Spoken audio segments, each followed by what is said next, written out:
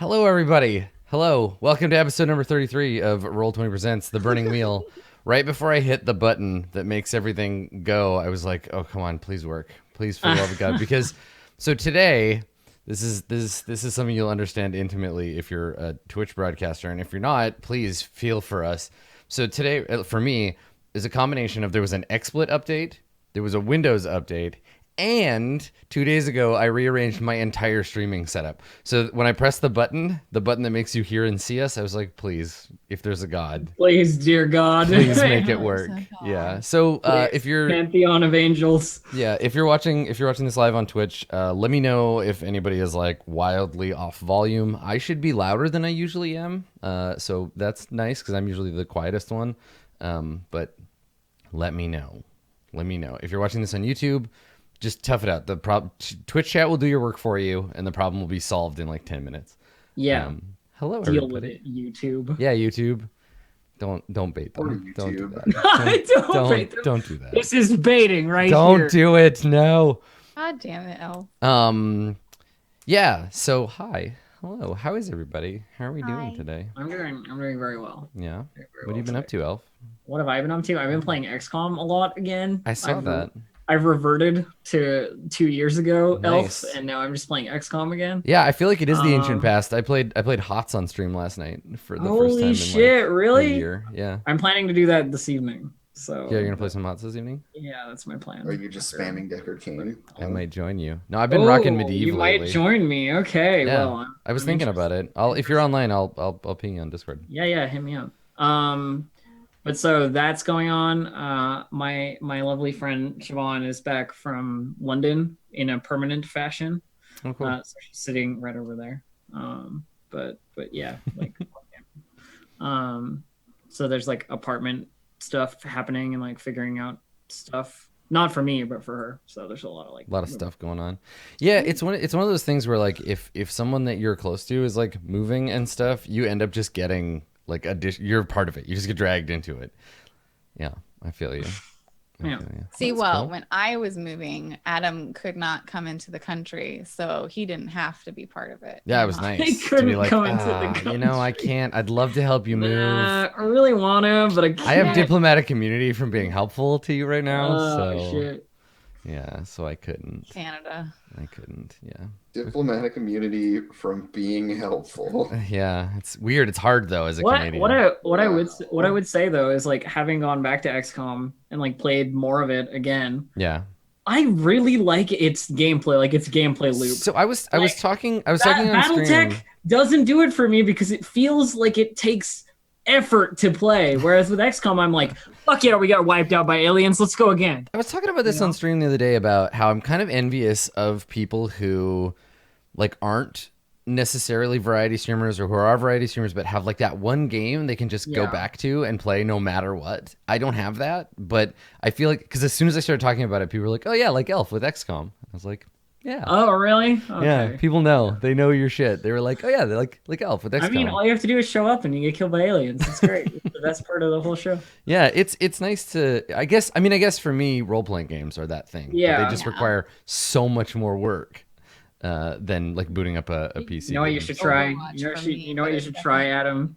Blood Bowl. I hate Give- sports, Yeah, me too. and but I Blood hate Bowl's fun. made up fantasy sports even more. And Games Workshop's Okay, just well, not my fine. jam. Just So shit all over my Except, thing. except Cyball. You love Cyball because everyone loves Cyball. everybody loves Cyball. That's true. It's everybody's favorite made up sport. Eyes Cool. just rolled so far back in my head that they rolled like back around. Dave, did you start your D&D thing? You started your D&D thing, didn't you? Did you play? Nope. You haven't Till started yet? Monday. Oh, are you excited? Are you terrified? Yeah, I've been answering people's questions. That's fine. Like what is a log sheet? I'm like, okay, it's only a few days until we do this. You should probably at least read the player's guide. Hi. What is a log Welcome to sheet? being welcome to being a GM. The expectation know that your what a players log will know the rules. No, What's a log sheet? disabuse yourself of that expectation. It's just to keep track of keeping your character adventurous legal. You track your XP and your gold gains and your magic items. And Oh, I've never done that. session. And I'm that kind of- illegal. Yeah, it's not that bad. But So I am you're very starting that excited to Monday? do it. Yeah, That's cool. Yeah. What? And I found out. What I adventure are found you out- running? I'm running Cellar of Death. It's one of the pre-adventures for Team Annihilation. Which cellar is it? Like under the house cellar or like Merchant of Death? Under the house Oh, okay, cellar. good. Cellar of Death. Under that the counts. house of a very specific kind of entity as well, which I'm very excited Oh, about. that's exciting. You can head down into a Sararex basement and dig around for stuff to sell in the garage sale. Not a Cererex, just a different lich. Right. One of the other liches. Yeah, just sitting around in Larlock's basement instead. Yeah, exactly. Or Vecnus. I found out one of my players Zastan. watches. Valinder Shadow Mantles. I don't think they'll see this one, but has seen us on the D&D channel. So That's fun. that was weird. I was like, oh, I thought I recognized you from your profile picture. I was like, oh, Oh yeah. People watch these things that we do. Hi. turns out. I mean, that's good. Yeah. Yeah, that's nice. Yeah. Someone's out there, right? Right? That's right. Watching. I always love. I mean, Hello? Anyone? I get exposed to that a lot at cons, like during booth time, right, where people come up and they're like, "Oh, you run for the Burning Wheel. This game's great." And I'm like, "Yes, now buy it." It's a great feeling. I like it. I like when people are like, "Hey, I recognize you from that thing," and then the next thing is the most important when they're like, "Oh, I watched you play D&D. You're really bad," and then you're like, "Oh." That hurts, but that doesn't happen very often. Feelings. Most of the time, people are not. They don't say that shit in person. You don't get a lot Yeah, of that. they're happy to say it online, but never. Yes, people are to your happy to say it on the face. internet. Yeah. Yeah, I'm really intimidating in person as well, so doubly not. Yeah, people don't realize this. Dave is one of those people who is like incredibly different on the internet. In real life, he's like Thug Dave. yeah. What's that English his that technical? scary English football guy that's Cav. in movies now? He's in that movie about the giant shark. He was in Crank. Who am I thinking of? Dave, what's the name of this guy? I don't remember his name, but I know who you're talking about. Crank. Yeah, the guy that was in Crank. And Look, Crank, he was also in Crank 2. We've had this conversation. I know, I Like, was talking about this just the other day. Jason Statham. There you go. Jason Statham. Did he play football? Didn't he? I assume he did. Just looking because at it. he's It's not- English. Listen, Not Jason Statham, it's the other guy. just because Who he's a is tough. scary. Jason The Statham other was the guy I old was scary thinking of. guy. Look, Jason's- Chaz got it. Vinnie Jones played soccer. Oh, it was Vinnie Jason- Jones. Okay, all right. I got the two of them mixed up. I'm sorry. Anyway, I'm more scary than both of them put together. That's true. I'll fight you. Vinnie I would. Statham. Jason Jones. There was like a fire drill, and everyone was like, "Oh no, we're really scared." When I was over there, and I was like, "Hold on a second." I just went in, I just beat the fire up, and I went away. I believe it. I believe it. We're there, Adam. He's talking about when we were at, was it Go Play? It was Go Play. Yeah. Yeah, beat that fire up. I don't remember because I was too terrified. I was too Yeah. Yeah. I was the fire. So, Blue Jay, I saw on your Twitter that you can't announce your announcement, but you have a big announcement Yeah. coming up. Yeah. Mm-hmm. Are you excited I've about that thing? cast my next GMing show that I'm GMing. I'm GMing again. Sweet. What can you tell So us? Can you now tell us my- about the things you can tell us? Yeah. My Blooge GM emote will now be doubly appropriate because I'll have GM'd twice. Oh shit. But I'm gonna be playing the Modifius Star Trek Adventures RPG. We're gonna be doing a probably four episode series, I think. Cool. It's flexible based on my GMing.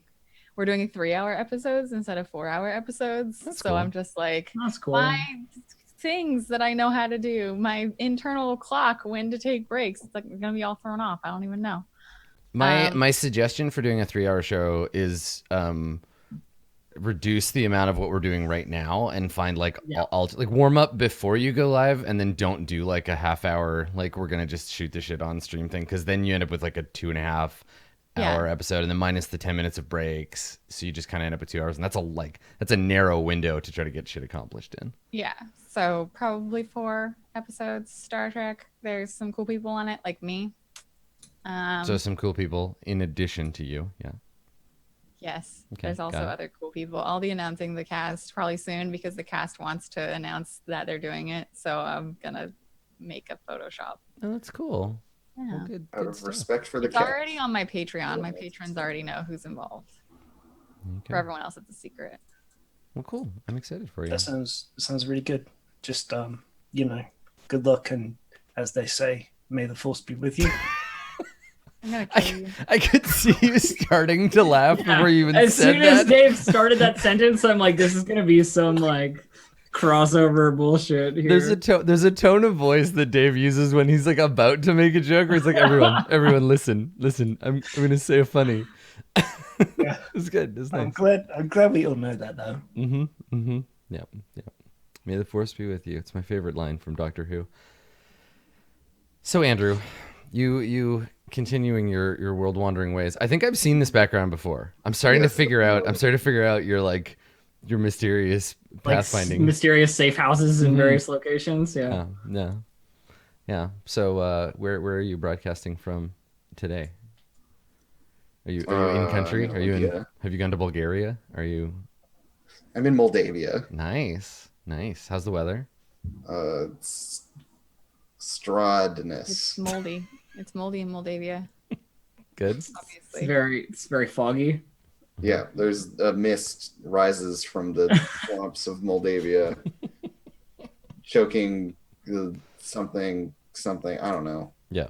Wow, you'd be a horrible GM. You can't even describe. I'm a terrible GM. Listen. Just go ahead and we'll let you take the John Harper approach on this. Imagine the spookiest place you can think of. It's like that. It's like that, but maybe a little spookier than even you could imagine. Whoa. Oh shit! Oh, that's John Harper. That's John Harper Plus, where you're like, imagine the spookiest thing you can imagine, then imagine it more spooky. Yeah, it's like that. That's good. What have you been up to? Playing games, traveling the world, riding your bicycle. Yeah, I've got a bunch of cool shit coming up that keeps getting canceled and set back, and it's sad. The worst. It's frustrating me, but it is all in the interest of things being good and better later. So I mean, that's good though. Yeah. just gotta put up with it. But whatever, fuck it. I'm gonna announce it now. Me and John Harper and Sean Nittner and Naja Otikor are playtesting the new Blades in the Dark expansion called Blue Codes. Oh, cool. We're gonna be starting that on the 29th. Nice. You can play the 5-0. Yeah. John and I have been talking about it a lot. And it's gonna be real cool. Nice. Yeah, And real. that's good. Is John running it? Sean is the GM. So, Okay. Interesting. Yeah. It'll be interesting to play it out. I'm definitely keen on a game exploring that content. I think is very valuable. I feel like you could do a really good, like, once it's finished and set, it'd be really fun to do either like 2 separate but connected shows, or like the same cast alternating like arcs, and do like Blue Coats and then Criminals, and just go full on Fantasy The Wire and just do that thing. Yeah. It's definitely in that spirit. That's so, cool. And you're doing that on actual play? Yeah, it's on actual play. So So exciting. it's gonna Just when I have that feeling of like, if I see another Blades in the Dark game on the internet, it'll be too many. Just when I'm starting to feel that, I'm like, no, never mind. I'm wrong. I still have lots and lots of room for this game. Yeah. Like, apparently, just so super hype about it no matter what. That's cool. So Blue Coats. Nice. I'm excited for you. Do you have any idea what character you're going to play? Have you thought about it? I might end up being the inspector. Mhm. So I will be the one who's actually trying to do police work Ah. and not just trying to like Oh, so you're going to be opposite Cantor Hague, where everyone else is going to be Yeah. like doing weird magic shit, and you're like, no, I'm trying to solve crimes. Good. Well, good luck. pretty much. Good luck. Good luck with that. Like, we are the cops doing normal cop stuff, like run an extortion racket, Yeah. beat people up in the streets, stuff like that. And then it's like, yo, can we actually like solve some crimes? And they're like, oh, really? Come on. So We just want to do corrupt cop stuff. yeah, cop stuff. Yeah, cop stuff. Cool. Well, that's good. I'm excited. I'm excited to check it out because I imagine it's going to be probably fairly different from your usual Blades fare. So that should be Oh, yeah. that should be cool. I'm excited. Well, cool. Good stuff, everybody. Looks like people are doing things, getting shit done. Let's play Burning Wheel. Should we do that? All right Would you then. like to do I that? suppose we could do that. I suppose we should could you do that wish. thing that we plan to do. Okay. So let me cross my fingers that this works. It worked. Let's talk about beliefs and instincts and traits because they're very important to this game. I don't know if you knew this. If you Let's haven't... talk about how many fate points Joy has. Yeah, the traditional It observe. is I, the owner of fate. Yeah. The fate I didn't longer. The Joy like meme that I wanted to see last Which Last joy week. meme? the like too many. Jace Cameron. Oh, but it was there. There was that meme. Existed. It existed. Fixing it. Oh, I didn't see it. Rip. Yeah. So, Elf, why don't you tell us about your... Oh, okay, yeah, beliefs? me, right. Okay, I'm always Your yeah. first. All right. So my beliefs are, I will have revenge on the Minister of the Forest Territories. The lady who invited me inside used to work at the temple. I need to know what she knows about preserving a body, and I should try and find out something worth the coin I was paid and report it back to Ludwig. Okay. All right. So you've had a variation of that third belief, like just forever, like varying people. Pretty much, yeah. And then my instincts are when an Easterner speaks of religion, laugh, always keep an eye for no one can see it, and whenever I'm in public, I disguise myself. Traits are off-kilter, scapegoat, ashen, eldritch, bootlicker, hungry, dead, dangerous, numb, slave to the power of death, keen taste, the fool, and cold-hearted. Excellent. So your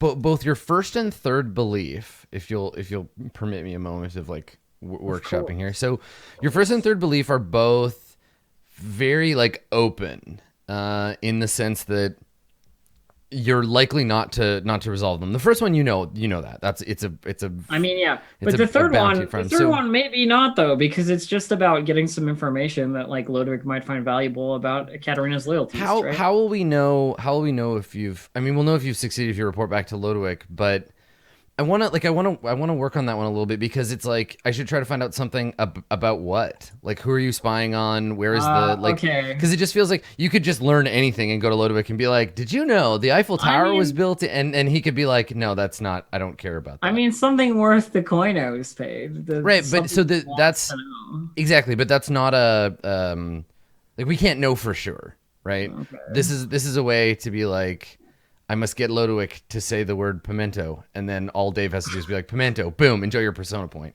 And he's not allowed. You can't write beliefs that let the other players give you free persona. All right. So what did Ludwig, well, I mean, let's review. What did Ludwig ask you to do? To keep an eye on the Black Veil and report back anything interesting, basically, was what I got told. Yeah, So I what said do you- specifically who she's meeting with? Yeah. Oh, okay. Who's coming? So maybe change this belief to something about like I will find out who Ekaterina's secret friends are, or I will find out about Ekaterina's true loyalties, or like something about her, because that pits you up against like truth and her and like trying to kind of navigate that space. And that's where the good shit is. Okay, I'll write something out. Okay, yeah, ponder it. I just want it to be more specific so that you can get persona instead of just like adding to this I mean, it's massive okay. I have two hemorrhaging persona as well. That's fine. I got fate. a massive artery. pile of all kinds of Artha. I'm gonna make you roll so many times today. I'm gonna make you roll Bring for it. everything. Bring it. Let's go. You're just gonna steamroll it though, like last time. So look at all I these, hope look at all so. these green results. Okay, all right. Good. So we got Joy kind of squared away. I like starting with you because you're the one that's most often in my prep, like just a bunch of question marks. Like, what is Joy going to do today? Which is by design. You're a bit of a free agent, so.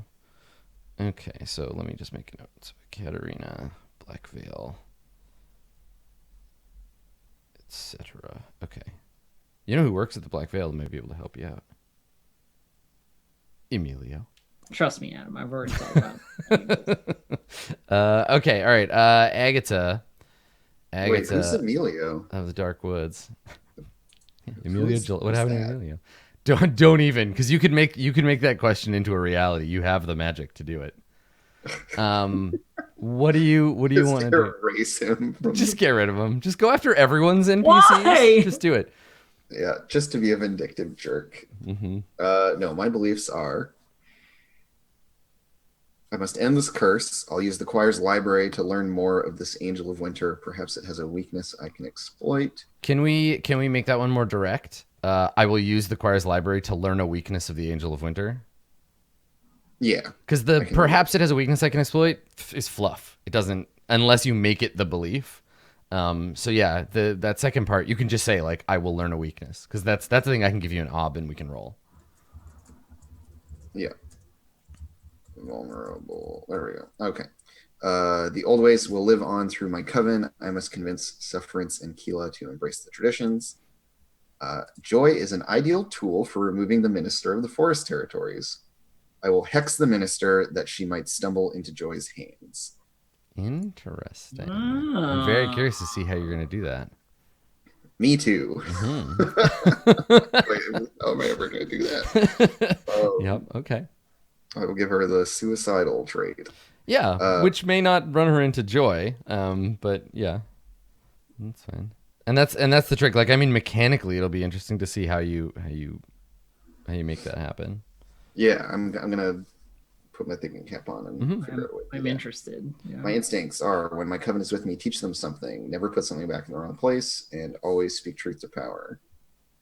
And I am always in the way, well-traveled, spooky, inscrutable, respectful of women, lupine, vindictive, pragmatic, misunderstood, fey-blooded, blind, gifted, spirit familiar, essence of earth, unsteady, rat speak, lame, forked tongue, wolverine, tenacious. Damn. It's good. There's a lot of stuff. I like it. Okay, cool. So two things that you can kind of do in the choir, and then interact with Sufferance and Keela, and something you can do alone, and then something with Joy and your magic, which I'm sure you'll succeed at because it'll be an important role. Yeah, because magic rolls always go work when great. they're important 100% of the time. Yeah, no, it's perfect. Okay. Cool. All right. Let's talk about Alessandra. Yeah. So, Alessandra. So last time we did the I will have the ministers talk to the ministers. So my belief is now the kingdom is in danger of falling apart. I will write to my family in Terre de Sceaux and ask for support. Now is the time to grasp for the throne. Regency is not enough. I'll find a way to marry the king without any other suitors. Bypass the find a person to marry. No, it's just me. I love how you're doing this with the king is still in a coma. I don't care. It's fine. It's going to be an awful wedding. Robillard wants to rid the kingdom of King Tomas. I will find a way to heal and protect him. Interesting. So all of a sudden, I threaten this pet NPC of yours, and now you get two beliefs about how you don't want him to die. NPC. Yeah, that's fine. Not yours. That's fine. I mean, all the NPCs belong to me. You can try to protect him if you want. I also have a relationship with the king. Yeah. Please. Yeah. But you don't have a belief about him, so really, mechanically, who cares? That's true. Yeah, I don't give a shit. My instincts are never allow anyone to treat me below my station, always redirect violence away from my person, and whenever I meet with a member of the court, recall a piece of compromising gossip about them. My traits are your lordship, ambitious, well-dressed, independent, cosmopolitan, raven-haired, jealous, regent, mark of privilege, rapier, wit, and charming. Good stuff. I dig it. Cool. All right. And last but not least, Lodowick, let's talk about your beliefs, instincts, and traits. Okie dokie. So my beliefs are, because we worked towards it but didn't quite finish it, this new religion seems to be growing. I'll look into their goals and purpose here in Carpathia. I understand. Do you want to? Sorry, before I don't want to interrupt you, but do you want to make this first belief specifically about your meeting with Robillard? Yeah, because you paid for it. You donated to the church, and we're going to have a meeting between you and Robillard. All right. I'll attend the meeting with Father. Right, because you want to interrogate him about their purpose, right? So there'll be some roles there, and that'll be a whole thing. Yeah. It was interesting. I was looking during my prep, and I was making some notes. I was thinking about Robillard is really important to the setting, and he gets a lot of screen time. But then I was like, Darth Vader got a lot of screen time in Star Wars, so it's fine. I don't have to worry about it so much. Everybody's writing beliefs that involve him, so it's still good. I was thinking, since you set that up, you might as well make it explicit that you can have it pay off. Okay, yep. I'll attend the meeting with Father Redblood and see his purpose in the grand scheme of Carpathia. Okay, that sounds good. Understand the suffering of the peasants and lowborn. What the city needs is someone to challenge the current system. It's my long-term one. That's something that Robillard actually agrees with. So that should be interesting. I'm really looking forward to that conversation. I think we might start there, but okay. And then your third one? Third one, I need to begin recruiting people to be trained as mercenaries by the captain. Yes, because you're paying for this mercenary captain, but he's not actually doing anything right now. He's just like working out and hanging out with his buddies. Yep. And like waiting to be called on. Okay. Lifting his massive sword over his head. Mm-hmm. Yeah, lifting his servants over his head, lifting his house over. There's a lot of lifting going on. There's a lot of lifting going on. My instincts, never ignore an opportunity for profit, always have cash on hand. When confronted with a problem I cannot solve myself, look for an expert. Good. And then my traits, self-satisfied, idealistic, materialistic, stocky, forward, patronizing, connected, affinity for business, and penny place. Excellent. Good stuff. Cool. There's so much good shit going on. All right. Let's start maybe with, there's something I was thinking about this. We need to start with something that's been kind of percolating for a couple of sessions. And now that you don't have a belief about it anymore, Alessandra, let's get it out of the way. I think that we're going to start with the ceremony of your like enrobement, right? The like official, like the regent is taking up this religion, and ergo so too goeth Carpathia. Did we decide to do this before the queen? Yeah, the queen's. Yes, he was like, okay. We were gonna, because you wanted it to be two separate things. Yes. Yeah. I just wanted to recall what was going on. Mm-hmm. Yeah. Okay. So, yeah, I mean, I think that this ceremony would be held at the choir's building, right? It is open to all and sundry. So, nobles, peasants, random wanderers in from the street who are just looking for like somewhere warm to stand. And so I think that there are a ton of people here. The crowd is majority nobility because they're the ones that are all still alive and eating food and have nice warm houses to live in. But there are other folk, mostly church folk here, and then peasants who have converted to church folk so as to have somewhere to stay. Robillard's network of these places is starting to spread. Like, this is the main building, but other buildings in this neighborhood have been taken up as property of the new church, property of the choir, and so you're in essentially what's becoming the choir's like district over time. He's been busy the last few months as well. I think that this is enough time later that they've sort of finished the external stuff for the building. So we see the choir building looking like nice. It's decorated, and it's decorated in a suitably like somber way. It's not funereal, but it's also not like a big joyous springtime occasion. It's still like, this is a winter festival, winter ceremony, despite the fact that it's like midsummer now. Mm-hmm. And so people are gathered. We get this like nice long establishing shot of the interior of the building. I think that the weather is like unseasonably. It's bright. It's still cold, but it's bright out. So the clouds have parted, and there are kind of these dramatic rays of sun coming down throughout the neighborhood, and and we see the crowd kind of gathered, and there's a choir singing.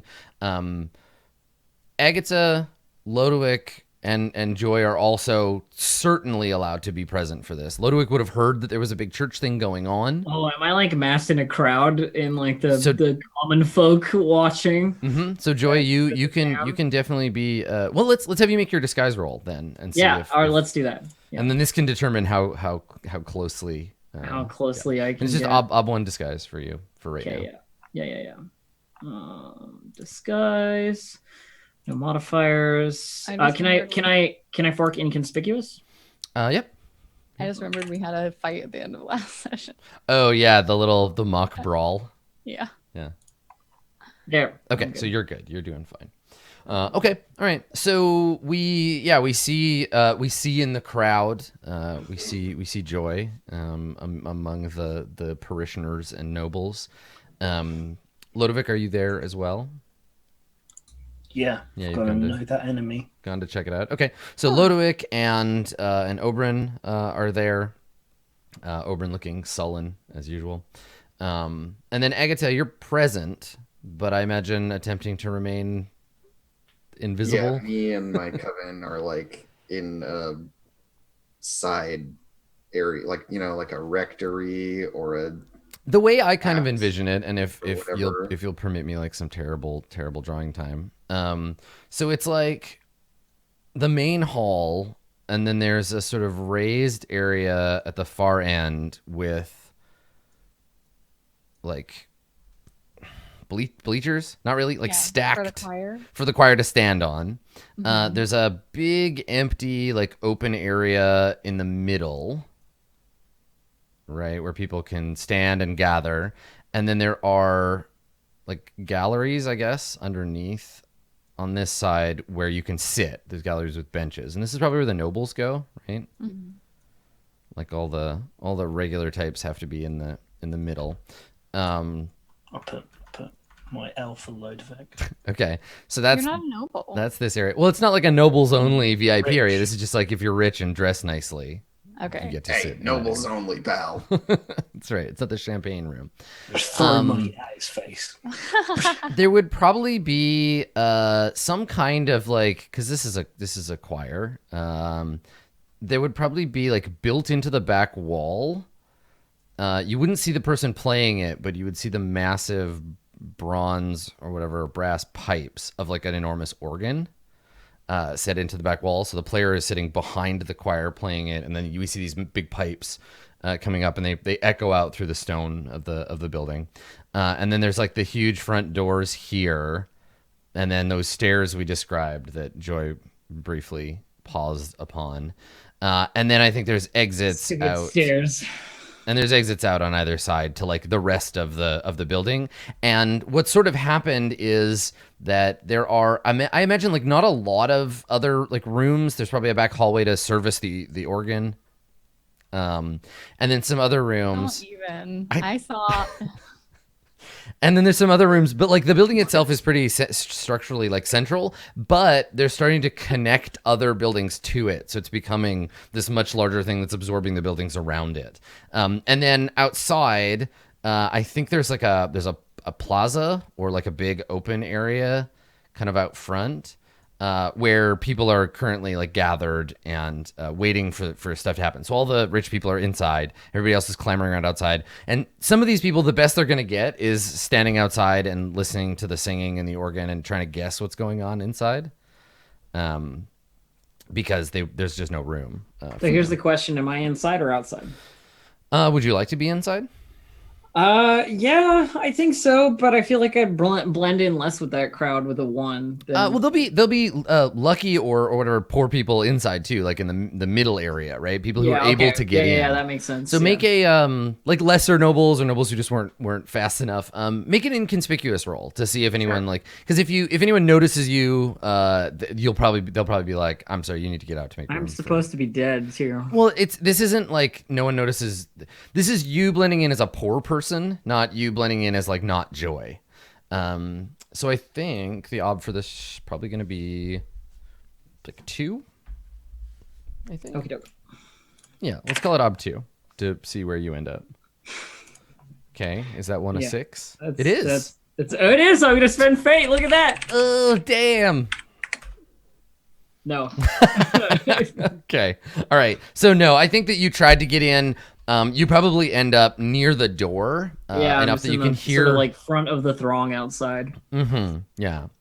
Okay, so that's where we see you, and you're all kind of in here. And there are people crowded around outside, and there's a lot of like whispering, like what's going on? Like it's a ritual. Like I thought the god was dead. Oh no, we have a new god now. It's a choir of angels. And they're like, oh thank goodness. All these months without God, like I didn't know who to pray to. I'm just in stitches. So there's a lot of you're just like out there giggling because the impression that you get is that everyone is actually just really excited to have something to draw their attention away from the fact that they're all starving and shit. It's an event, yeah. And people would love to have a new god. All they really need is like a nudge in that direction. So yeah, you're out there among the crowd. There's a certain kind of survival of the fittest operation happening in Carpathia right now, where everyone here is either a noble, or if they're not a noble, they are strong of mind and body. Right? There's no elderly, no sick, very few children, I think. And so everyone here has a kind of predatory leanness to them in the crowd. This isn't a pastoral scene by any means. The city is grinding away at the weak. So inside, above all of this stuff, I imagine I'm going to continue ruining my fantastic drawing. I think that there's a mezzanine, right? And the mezzanine would not be something you could get to right now. It's like closed essentially, because it's not finished. It's not safe, but it essentially like runs like around up top, and it's this whole area. Well, and of course that's where Lurking up above like a gargoyle. Mm-hmm. Yeah. So we see Agatha, her familiar. We see your two members of your coven, and Sufferance is complaining that she's not like downstairs. She's like, "Why do we have to be up here? I should be down there with everyone else." And she like leans over the balcony and looks down. And yeah, Agatha just like scoffs and shakes her head. Mm-hmm. Yeah, best we stay up here and keep an eye on things. Yeah, and Keela draws her cloak further around her face, terrified that someone might see her. Yes, and be away from. Think of Keela. Yeah, she nods. Just like Yeah, she nods. Like, come on, it's not fair. Don't make me go down there. yeah. So from down below is the sound of a choir singing, and I feel like if I had the budget for the like movie or TV version of this, we would have a soundtrack that would sound vaguely reminiscent of like Gregorian chanting, or like it would be definitely religious in tone, but there would be something unsettling and unfamiliar about it. Like you get like some avant-garde musician to make it, like the woman, the person from Fever Ray, right? Like it would be traditional music, but written by a very a-traditional artist, so that it sounds like a little discordant and off-putting. Have you listened to the album that they did a while ago, where it's an opera? No. And they have actual opera singers. Oh man. Charles Darwin's Origin of Species. No, that sounds amazing. You should check. Anyways, it's good. Yeah. So that would be the thing, like the like coloring of pigeons or something. But anyways, this is a good one. Yeah, like with the rest of this religion, like I want it to feel familiar to a like a real life audience, familiar with what the trappings of like, this is obviously churchy like music, but it also is like a little unsettling, like minor chords and like weird, like very hyper complex multi-tonal. Yeah, it's a whole thing. And so there is this music kind of wafting up from below. You can feel the vibrations of the organ in the stone of the walls, and and the acoustics of the place carrying it up towards the ceiling and towards you.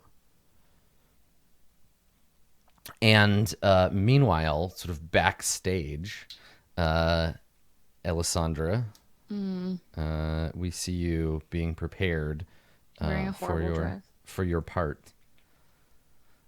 She's probably like under her breath complaining about the fabric of the dress.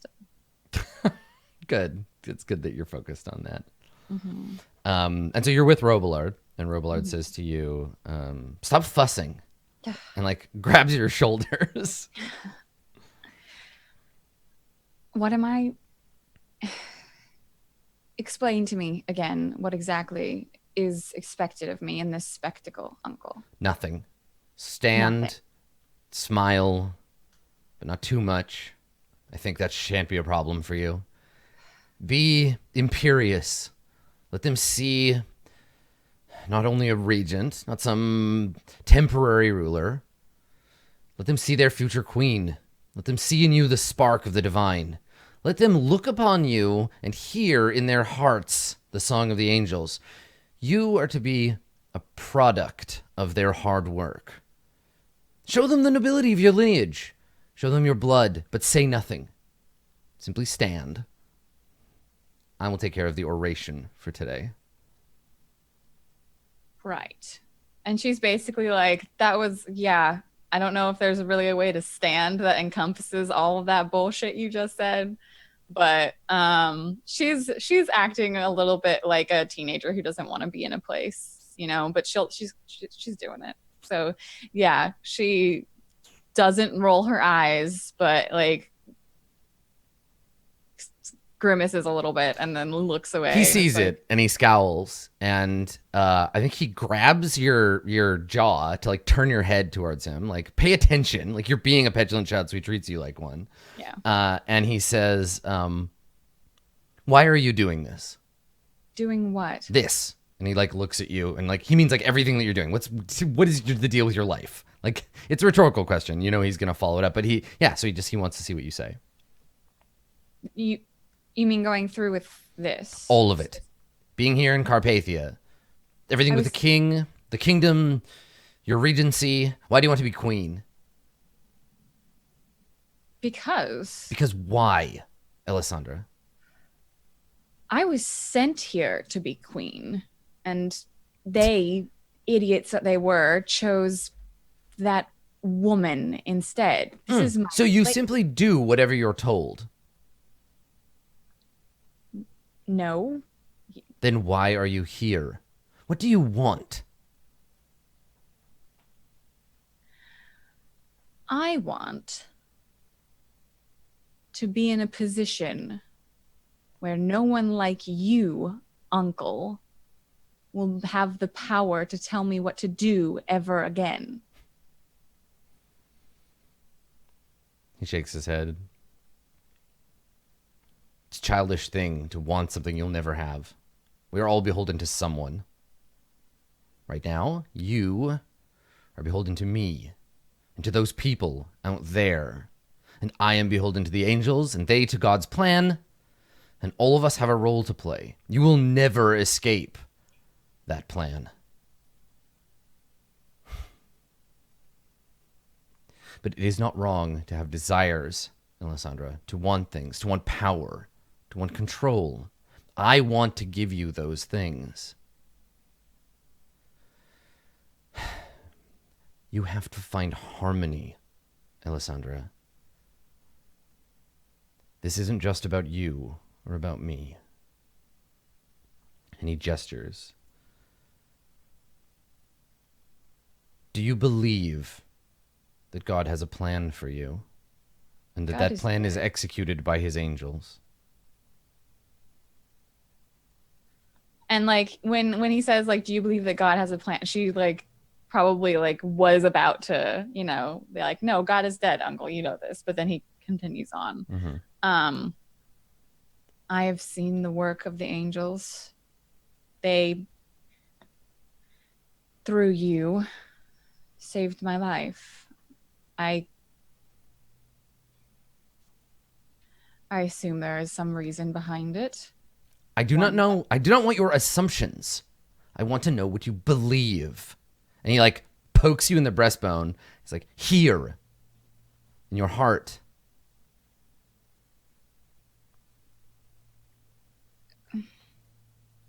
What I believe seems irrelevant, uncle. Belief is never irrelevant. And then he looks at the camera. Burning wheel. Belief is never irrelevant, Alessandra. Belief is everything. It is all that matters.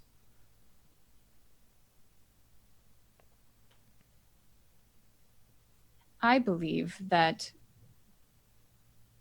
we make our own way. Whether that is someone else's plan or not makes no difference to me.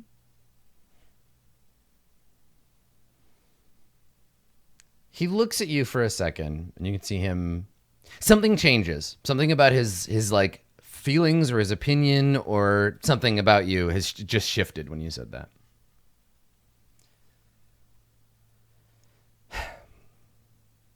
You don't have to say anything. You don't have to do anything. I will walk you through anything that I require from you. Simply stand there and be what they think that they need. Yes, well, being ignorant and pretty is what I do best, isn't it? Your cynicism does you no good.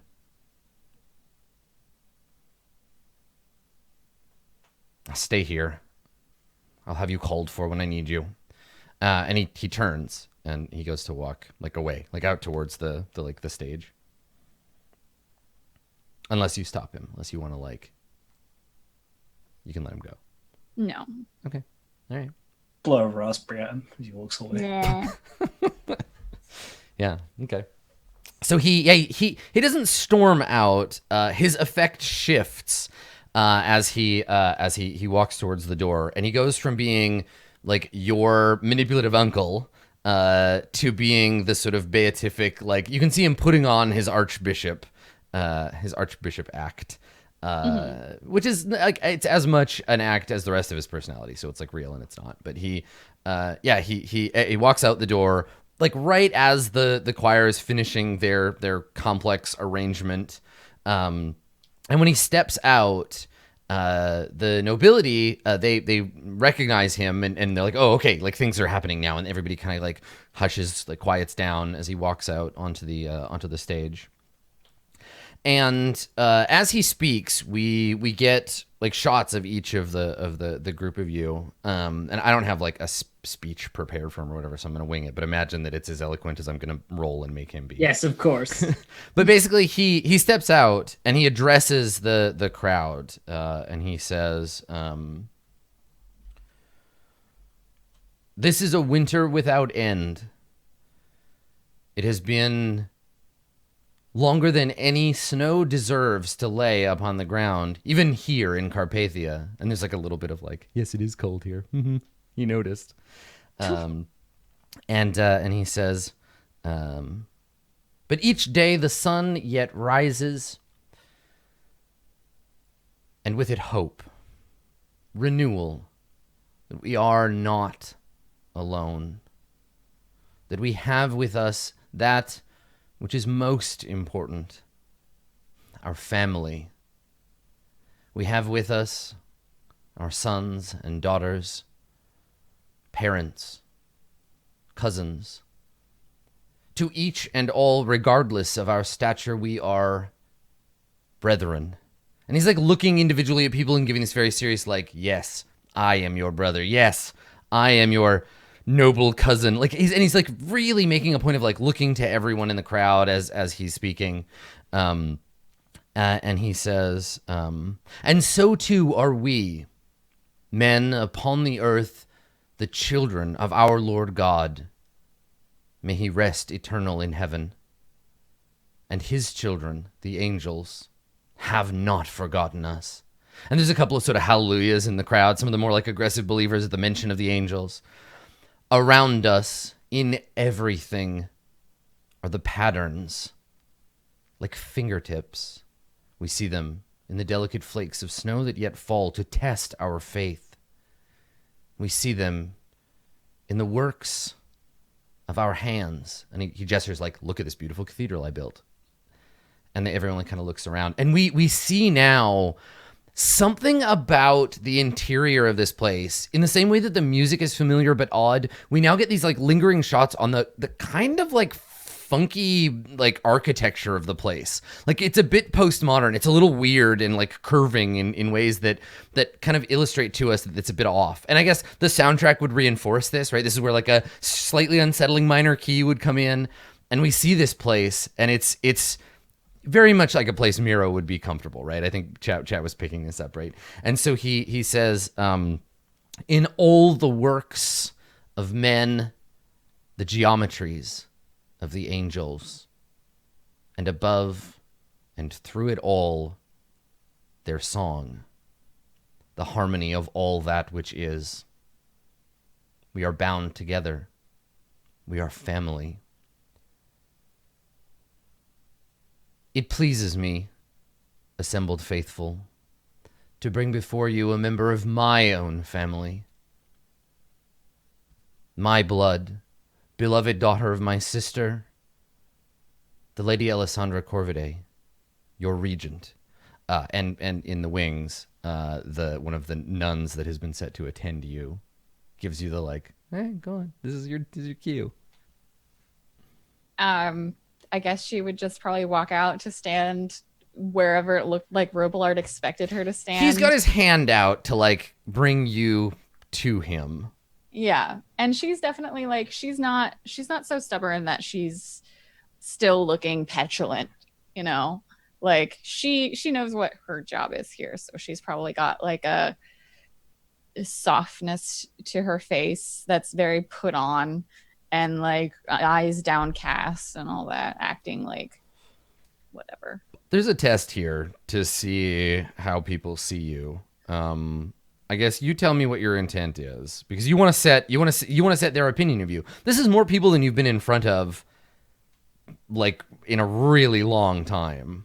Like maybe since you were very first introduced to the court. So what impression do you want to make on them? I guess like what she's trying to do is like I just don't want to make an acting test. I mean, that's the thing. Like your intent will dictate the task. So if you're trying to fake it and be humble, sit down, you'll have to make a roll. You'll have to make that acting test, and you're bad at pretending to be humble. Or you could do a different thing you're good at. I mean, Robillard didn't tell you to be humble. He told you to be imperious. It's true. He did. He did. So being all like soft and aloof is not going to help you. I feel like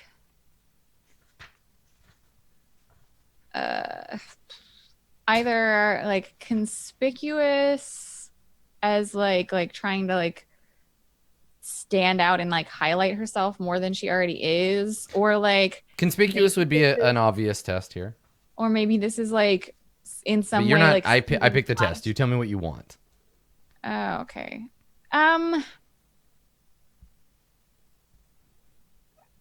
She wants to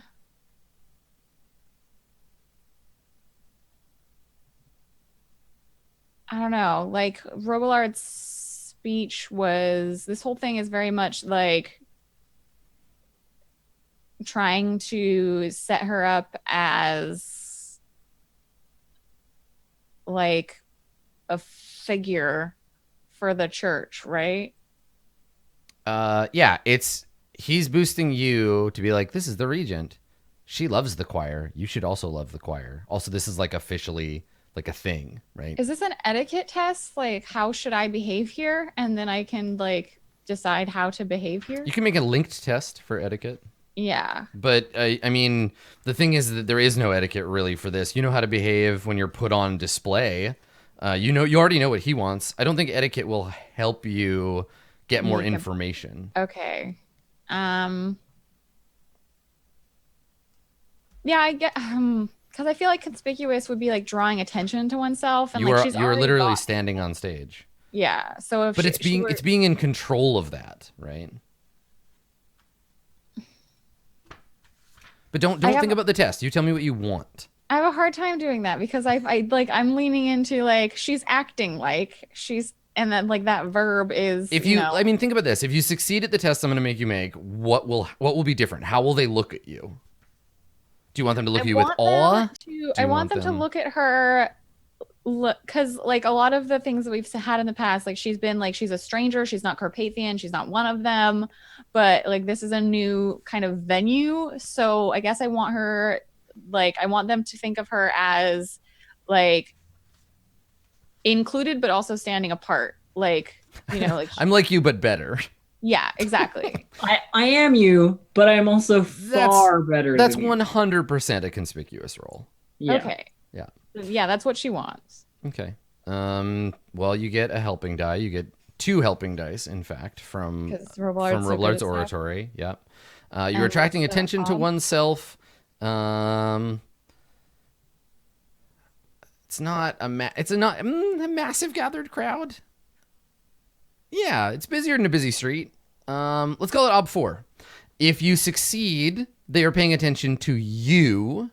If you fail, you are an accessory to what they're really paying attention to, which is Robillard. Okay. Absolutely an advantage die for well dressed. Like you are rocking the outfit. Even though it's a horrible outfit, It's not a horrible outfit. You just aren't in control of it. Yeah, well, that's why it's horrible. No. It's Okay. it harkens to a more imperial time, and so it's like subdued, but still very like queenly. Can we can I fork in soothing platitudes?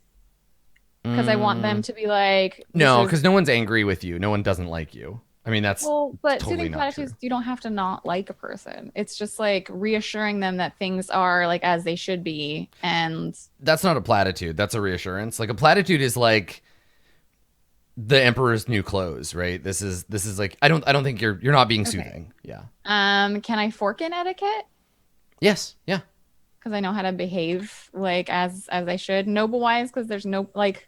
You're being noble, and yes, absolutely. Okay. That is. Can I fork in manipulation wise because I'm trying to like draw attention away from Robillard here a little bit? Manipulation wise, yeah, sure. No. You're manipulating their opinion of you. Okay. Then let's do this. Base ob 4, you said? Correct. Done. Very nice. Okay. Did it. I'm conspicuous. So let's get some reaction shots from the crowd. Agatha, how are you when we cut upstairs? Sufferance is like leaned over, fully paying attention now, happy of the view, and she's all like goo eyes at Alessandra because she's like, oh, she looks so pretty in her dress, right? Like doing the like teenager when presented with pageantry thing. Keela isn't even looking. She's just like scowling, like I hate this. Yep. This is stupid. Yep. And what are you doing?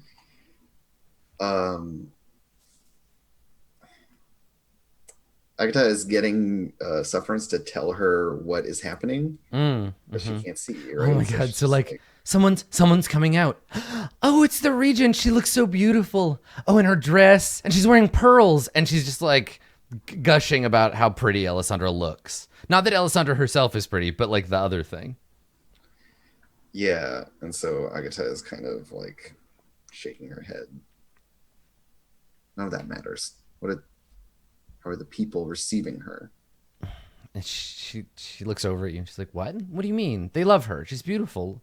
Everyone's looking right at her."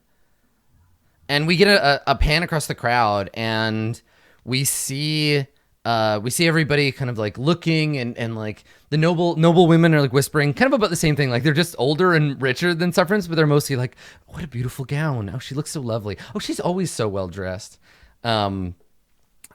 Tabitha and Soren are absent. They both are like not about this pretender shit. They're with their dying friend. But Lodovic, when the camera pans over to you, we see Oberyn trying really hard not to look at Alessandra because that's what everyone else is doing. He's like, no, I'm scanning for danger. What do we see? What do we see you? So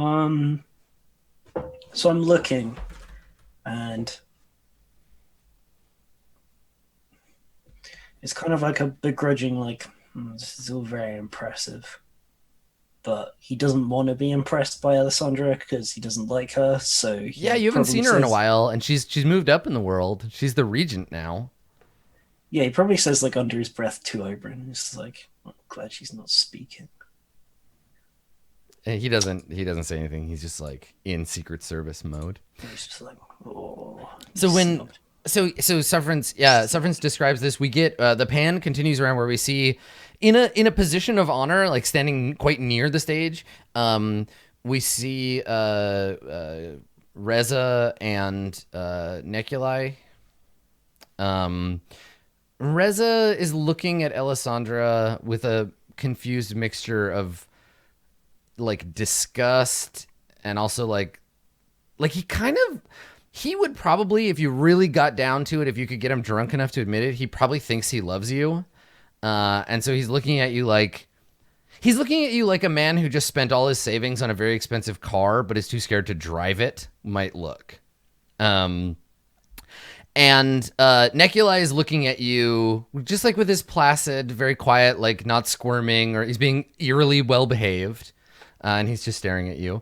And then we come back up to the mezzanine, and basically we got that shot by way of Suffrance describing it. So what do you do? I don't know if I have anything to do here. Yeah, or say like you just stay and listen. Yeah, like Agatha's just like nodding and paying attention. She definitely is very curious about how this is going to play out, but okay, I'm not like I ensorcellate Alessandra. I mean, listen, the last time we had a big thing here, you fucked it up with magic, so I just wanted to give you the opportunity. You let me know if you need to jump in. You know, I gotta buck the trend. I can't fuck up everything. You let me know if you want to fuck shit up with magic. Yeah, if you want to destroy everything with magic, you let me know. It's a standing offer to all magicians. Joy, you are outside. Everyone else seems like cold and huddled together. You don't mind so much. But you are surrounded by the people, the deeply tempting scent of human flesh. They're everywhere, and people are like all crowded in around you. If like someone fell over in a crowd, it might be. Yeah, so like you keep having to swallow because your mouth keeps like filling with saliva. I think there's just a shot like in the panning shot of like reactions. I think the reaction from Joy is just like a pulling of a cloak sort of like further around her as if trying to like cut her peripheral vision a little bit. Right, like if you don't look at it, it won't tempt you. Yeah, exactly. Right. It's just like one of those things. So meanwhile, back inside, Robillard says he's in the midst of his speech. He's like talking sort of more like intimately and quietly now. And he says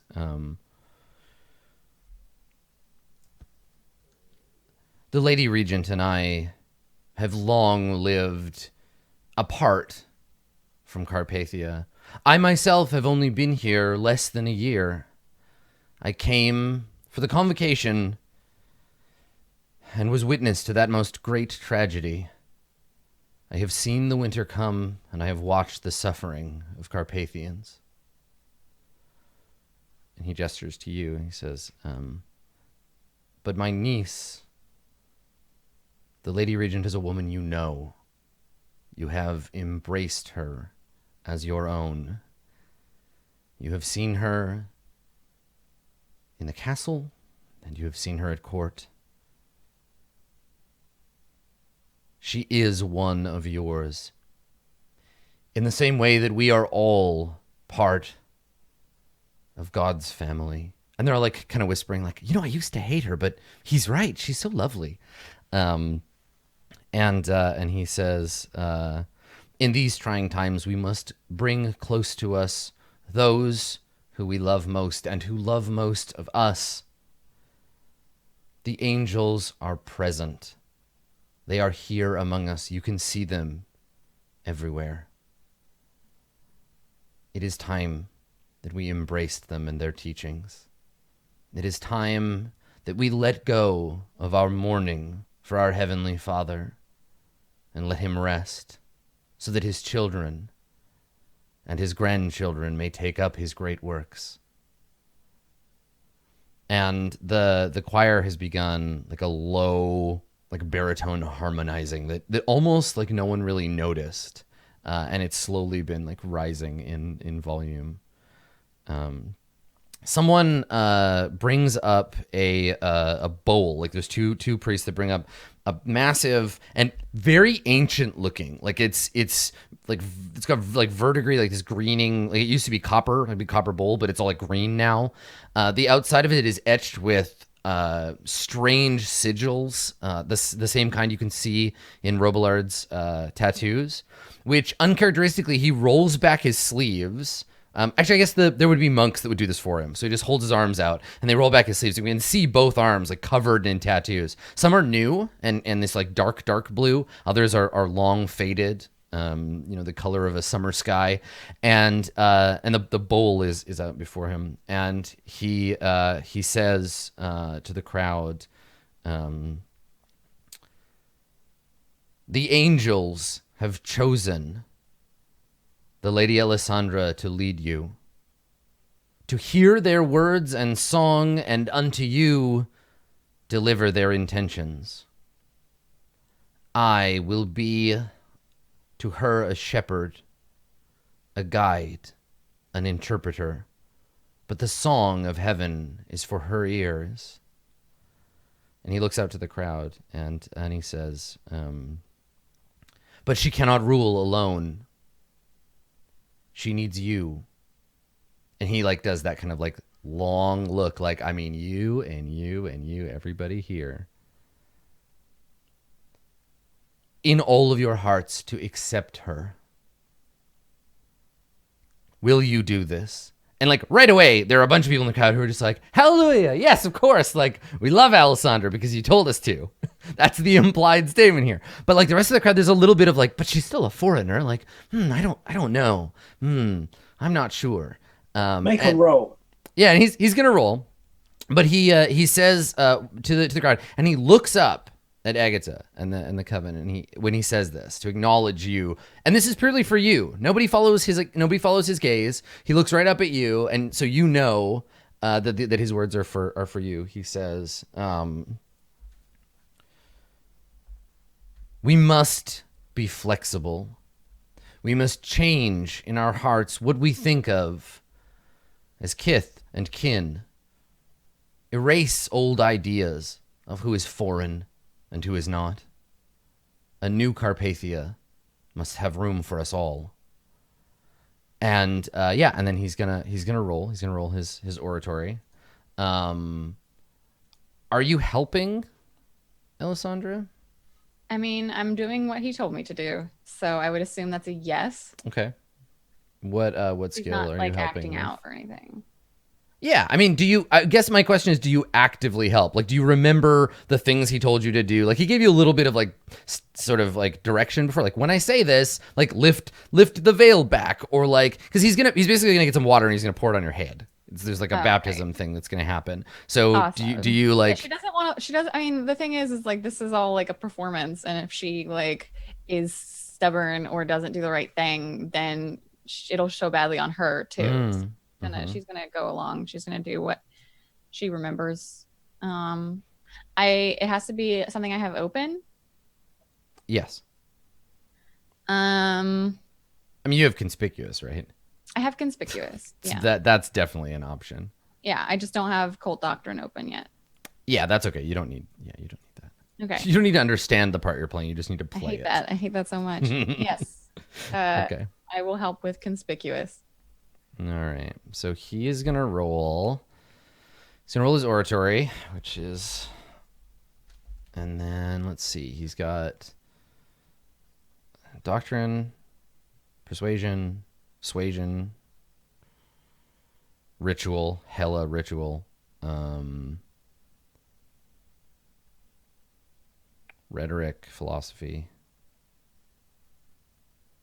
That's 6. Okay. So he's got 11, 12 dice if you're helping. Mm-hmm. Okay. And for oratory, to convince the crowd, what do we think is reasonable? 3? Because it's the average will of the crowd?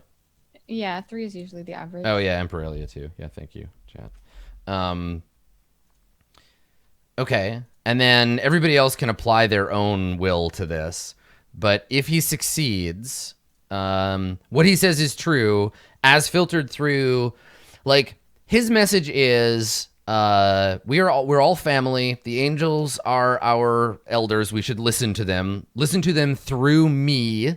And I'm saying that Alessandra is a big deal, but because of Alessandra's success, they'll remember Alessandra and the priest, right? Not the priest and not Father Robillard and the regent. So it's flipped slightly in Alessandra's favor. So let's have him roll. Okay, modifiers 7.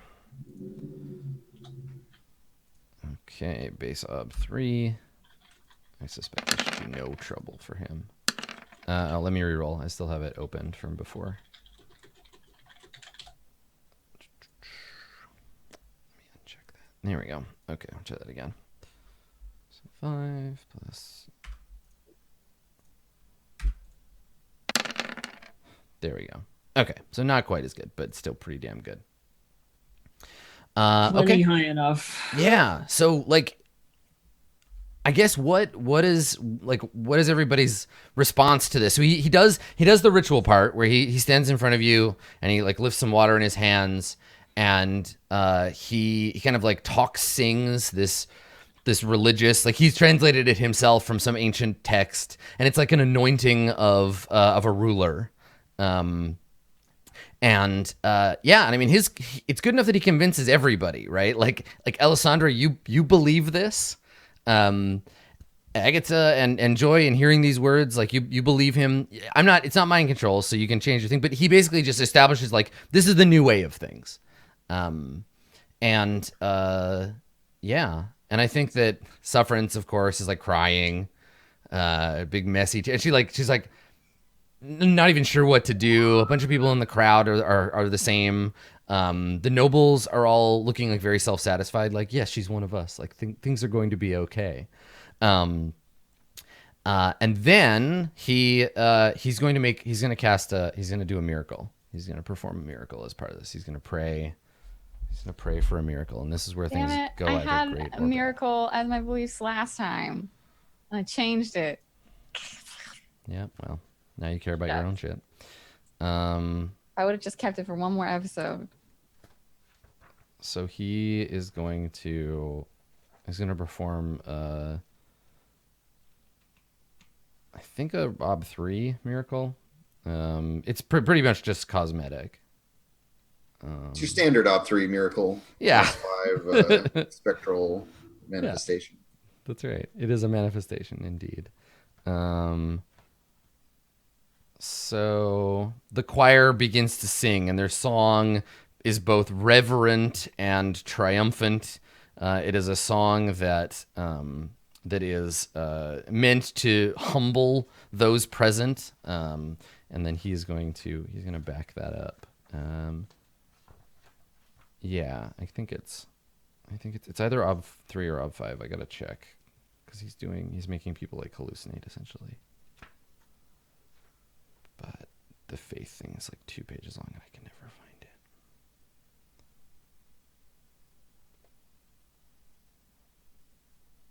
Here we go. Okay. Yeah, I think 3 is fine. Yeah, okay. Yeah, and he's got some bonuses from the choir and all that, so. Okay.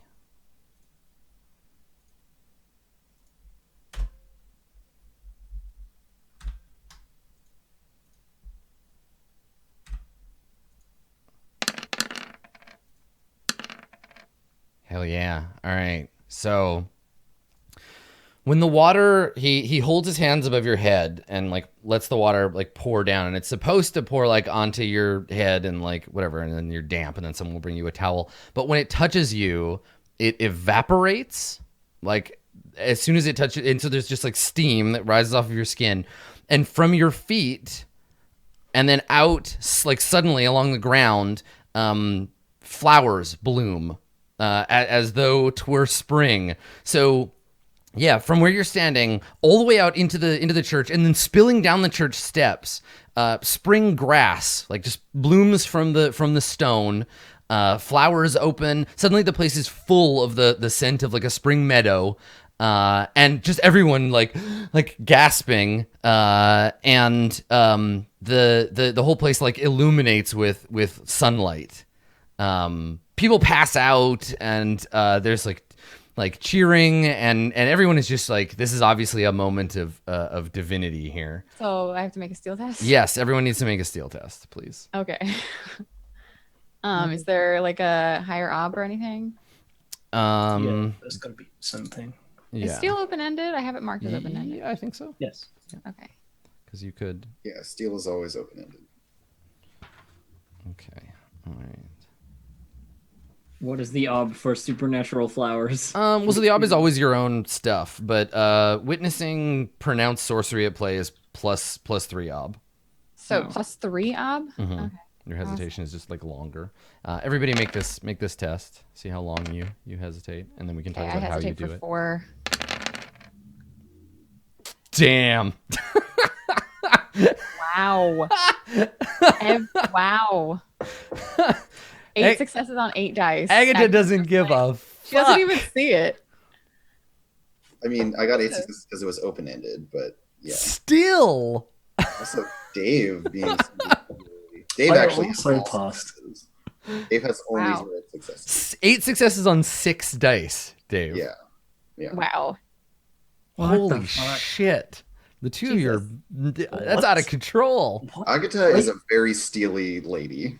I'm just like, I'm super ready to be like, holy shit, and like change a bunch of like beliefs about the whole seriousness. But now you're just like, Well, no, now remember, No, you still believe you still, it. You're yeah, just you still not, believe. like, It's just that you caused by it. don't have to make a steal reaction. So like most of the people in the crowd fail their steal test. They either stand and drool or faint. Right? There's a ton of swooning and drooling and like, you know, I think there's a special response here that's like speaking in tongues or whatever, like singing, right?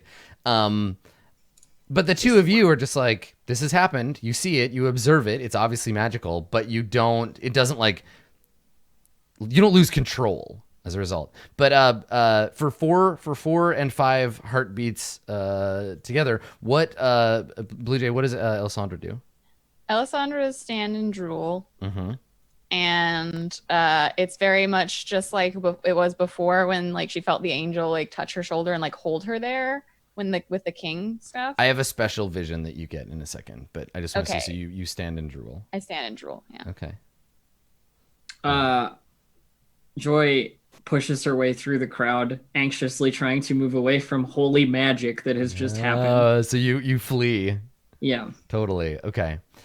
So this would be a great shot to go to break on. So you as this is happening, as you're standing and drooling, Alessandra, you see amidst the crowd, everyone else, everyone you see the normal like everyone doing their thing, right? It all seems like a bit distant and in slow motion for you. You're probably hyperventilating, but you see about a dozen figures spread throughout the crowd, and all of them are at least like they're between 12 and 20 feet tall. They take up the whole thing. They're like giants, essentially.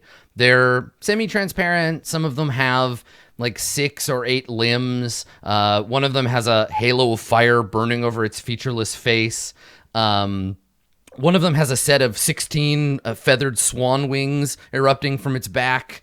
There is like legit like a dozen like angels all standing like watching you.